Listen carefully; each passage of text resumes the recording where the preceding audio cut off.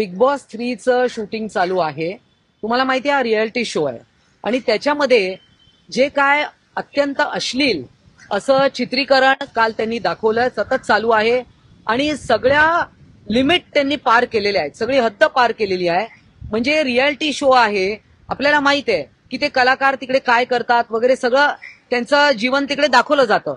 परंतु हे जे दोन कलाकार आहेत यांनी अत्यंत अश्लील असे कृत्य दाखवलेलं। ठीक आहे, ते नवरा बायको आहे, त्याची काय दुसरी बायको आहे वगैरे, तो स्वतःच कुठल्या कुठल्या व्हिडिओमध्ये काहीतरी बोलतोय। परंतु तुम्ही जे करताय ते सगळंच जगाला तुम्हाला दाखवायचंय का? म्हणजे ही जी वल्गॅरिटी आहे, हा जो अश्लीलपणा आहे, आज ओटीटी प्लॅटफॉर्मवर लहान मुलं सुद्धा पाहतायत। आपण पाहतोय की बलात्काराच्या घटना वाढत चालल्या आहेत। आता कालच अँटॉपिलमध्ये एका 14 वर्षाच्या मुलीवर बलात्कार केला, माथेरानला नेऊन तिच्या मित्रांनी, आणि ते पूर्ण बलात्काराचं शूटिंग केलं आणि ते सगळीकडे व्हायरल केलं।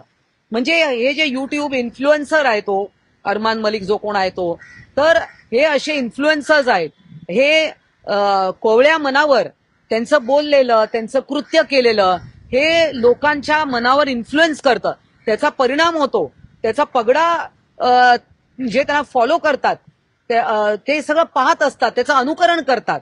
आज आपण पाहतोय की बलात्कार होत आहेत, त्याचं चित्रीकरण करायला लागली आहेत आणि हे अत्यंत वाईट आहे। आणि तो स्वतःला हिंदू म्हणवतो, दुसरी बायको आहे काय, आता ते पर्सनल विषय अनेक आहेत त्याच्यामध्ये। परंतु हे अशा पद्धतीचं जे काय दाखवलं जात आहे, ओटीटी प्लॅटफॉर्म्सला सेन्सॉरशिप आणावी, हे आम्ही पुढच्या आठवड्यात आम्ही नवी दिल्लीला जाणार आहोत आणि इन्फॉर्मेशन अँड ब्रॉडकास्टिंग मिनिस्टरला भेटणार आहोत। आम्ही माननीय सीपी साहेब विवेक फणसळकरजी यांना आता भेटलो आणि त्यांना निवेदन आम्ही दिलेलं आहे की हे तुम्ही त्वरित त्यांचं शूटिंग बंद करा। त्यांचं जे सीईओ आहेत या शोचे, जे कोण करते धरते आहेत, यांना अरेस्ट करा आणि यांच्यावर गुन्हा दाखल करा, सायबर क्राईमच्या अंडर, वल्गॅरिटीच्या under, public display of vulgarity, वेगवेगळे कायदे आहेत, ते पोलिसांना माहिती आहे आणि त्यांनी आम्हाला आश्वासन दिलंय की याच्यावर ते पूर्णपणे त्याच्यावर ऍक्शन घेतील, त्याच्यावर पूर्ण एक्झामिन करतील